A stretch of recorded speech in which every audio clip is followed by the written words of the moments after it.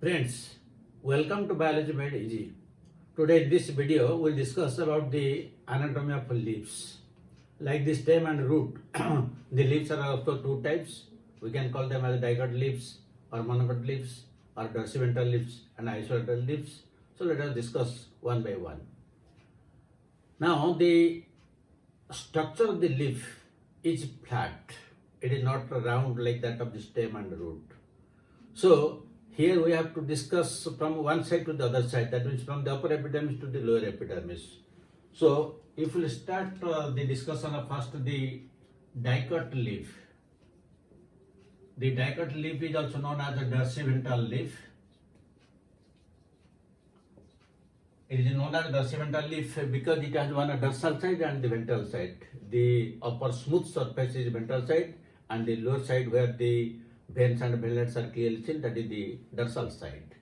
So what is the anatomical structure of this dorsiventral leaf? Let us see. There is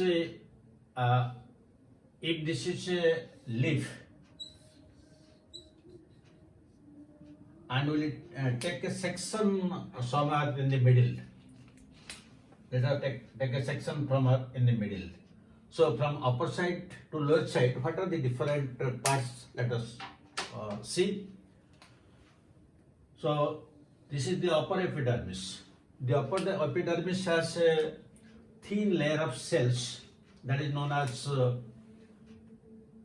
upper epidermis. This is upper epidermis, and similarly there is a lower layer, and the lower layer has also the epidermis, that is a lower epidermis,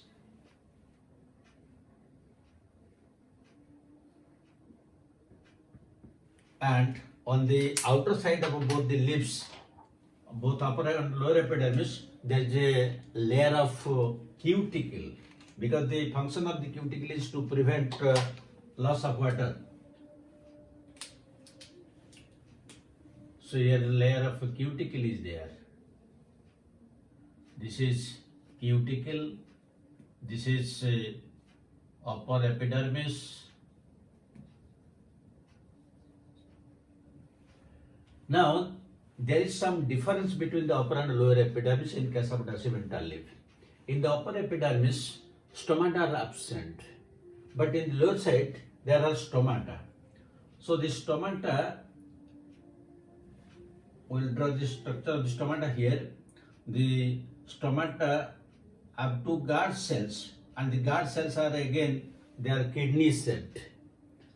So upper epidermis, lower epidermis, and in the upper epidermis is smooth, the lower epidermis is interrupted by stomata, and in both upper and lower epidermis usually there is a thick layer of cuticle to prevent loss of water, and it is always single layered. But there are some cases like ficus and nerium where the epidermis may be multiple layered.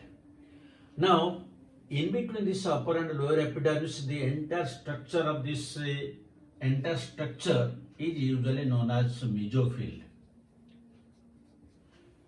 And within this, there is also the vascular bundle is there.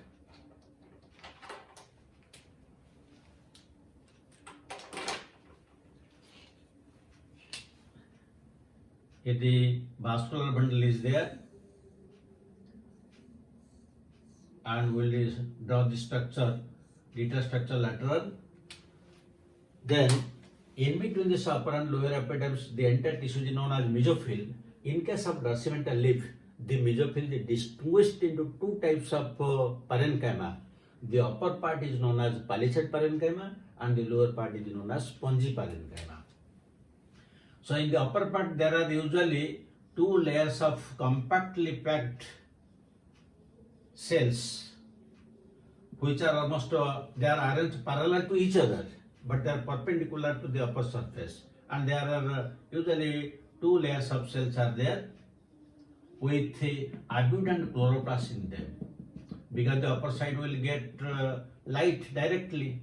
So large number of chloroplasts are there so that they can carry out photosynthesis very easily. But they are compactly arranged. While in the lower side, the parenchyma is, there are rounded cells with some intercellular spaces known as air cavities, because this is the stomatal pore, so this is air cavity, because there will be gaseous exchange. So this is known as palisade parenchyma, and this is known as spongy parenchyma. In the spongy parenchyma also chloroplasts are there, but they are usually more in number in case of the palisade parenchyma. So these are compact layers where they are loosely arranged with air cavities. This is known as air cavity. Now, the vascular bundle, that usually present in the veins and veinlets. Suppose this is the midrib where this vascular bundle is there, then the vascular bundle is surrounded by this covering. This is known as bundle sheath.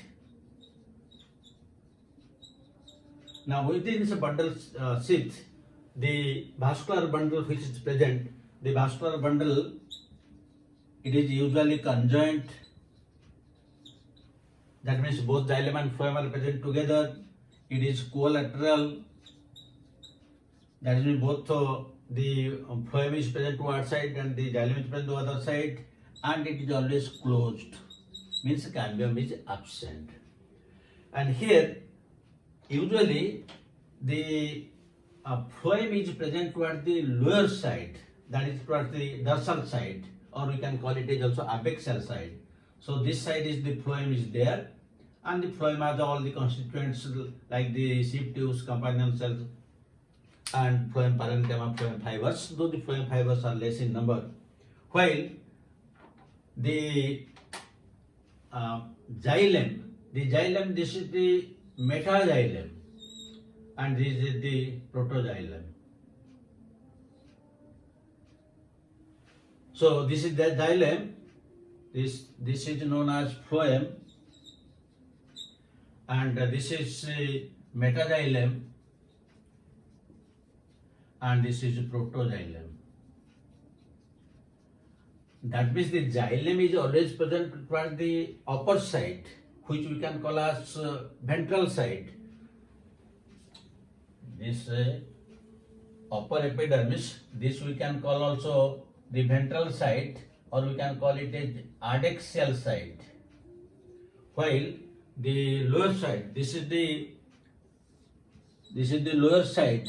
This is also known as the dorsal side, or it is known as abaxial side. That means the phloem is present toward the dorsal side or abaxial side, while the xylem is present toward the upper side or ventral side or adaxial side. And again, the protoxylem lies toward the upper one than the metaxylem. So this is the structure of the dicot leaf. It is very simple. If you remember the diagram, then everything automatically you will be able to answer the questions. Then let us discuss the second type of leaf, that is the monocot leaf.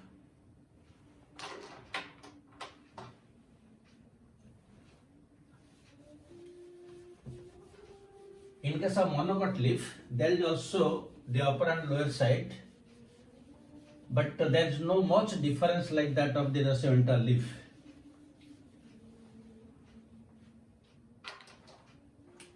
So we'll discuss the monocot leaf, and the monocot leaf is also known as equifacial leaf. Equifacial leaf, or we can call it as isobilateral leaf. So what is the structure? Let us discuss. Here also there is upper epidermis and lower epidermis. The upper epidermis, there is a single layer of upper epidermis, and also there is a single layer of lower epidermis. Again, just like that of the dorsiventral leaf, here also there is a layer of cuticle. Here also there is a layer of cuticle. But in case of dorsiventral leaf, these stomata are present only on the lower epidermis, but here stomata are present on both sides. So if we will draw one stomata here, and the guard cells are here dumbbell shaped, whereas in case of dorsiventral leaf, they were kidney shaped. So they are present on both sides. That is why it is also known as amphistomatic, because stomata are present on both sides. Now in the center, there will be, this is the vascular bundle. The vascular bundle is also surrounded by bundle sheath like that of the dorsiventral leaf. Then the entire tissue in between this upper epidermis and lower epidermis is known as mesophyll. But unlike the dorsiventral leaf, here the mesophyll is not distinguished into palisade and spongy parenchyma. Here the mesophyll consists of only one type of parenchyma, that is spongy parenchyma. So because stomata are present on both sides, so at this side also the spongy parenchyma, and the lower side also will get spongy parenchyma, and these are the air cavities. And chloroplasts are distributed in all these cells. There are chloroplasts are present.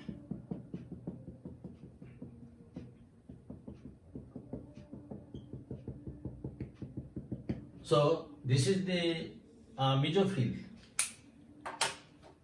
This is mesophyll, and it consists of only one type of cell, that is spongy parenchyma.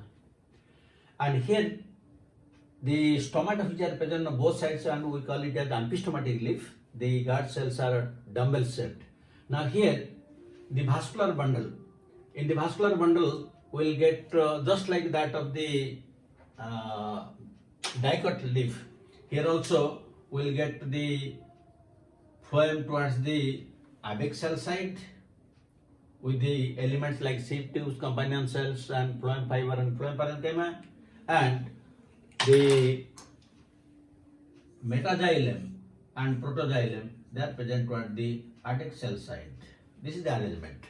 But in addition to all these things, in case of the isolated leaf, particularly in case of grasses, in the upper epidermis there are some bulliform cells, and these bulliform cells are colorless. They are very big cells, colorless, and they maintain the turgidity so that this the leaf will be spread.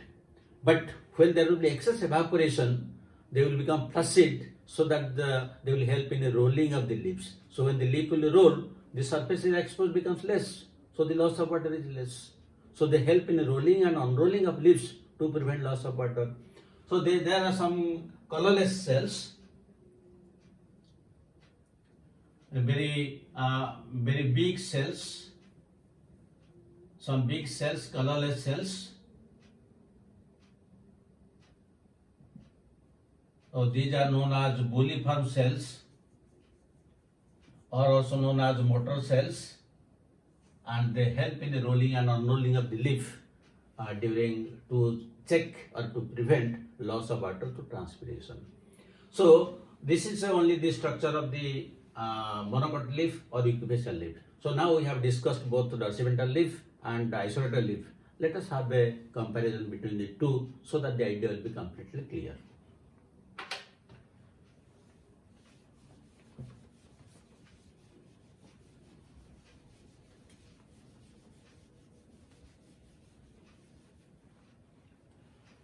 Now if we write a dicot leaf and monocotyl leaf,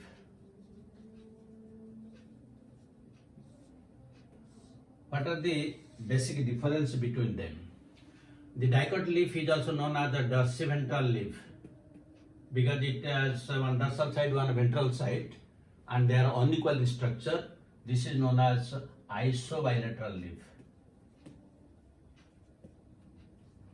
This is also known as the bifacial leaf because the two sides are completely different. This is known as equifacial. Then the next difference is This is known as hypostomatic. Hypostomatic because stomata are present only on the lower side, but this is amphistomatic because stomata are present on both sides. Here, no bulliform cells. No bulliform cells, but here bulliform cells are present. Bulliform cells present to prevent transpiration. To prevent transpiration. Then next point is, in this case, the guard cells are kidney shaped, but here guard cells are dumbbell shaped.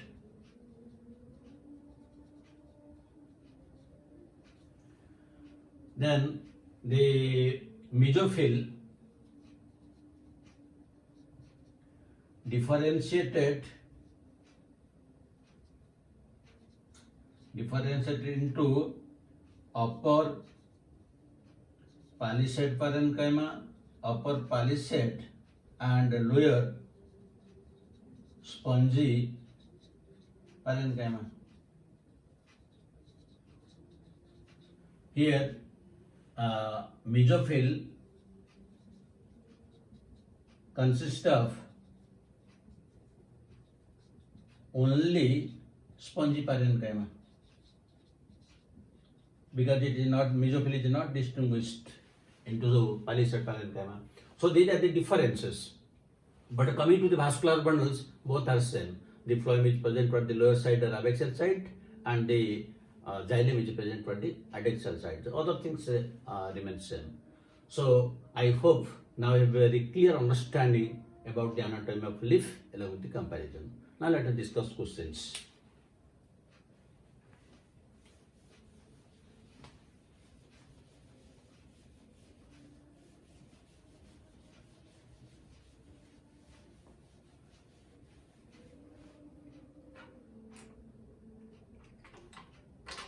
So, one question, in the leaf, the protoxylem lies towards the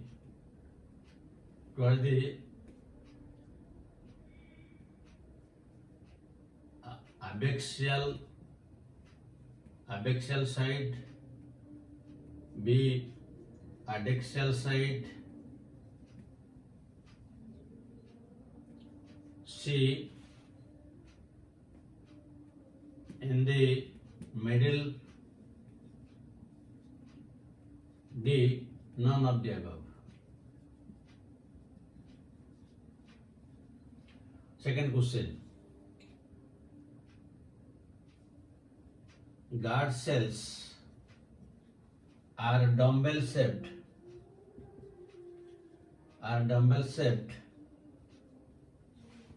in A choice gram, B choice cucurbita, C choice we can take grasses, and D choice we can take some other plant. You can take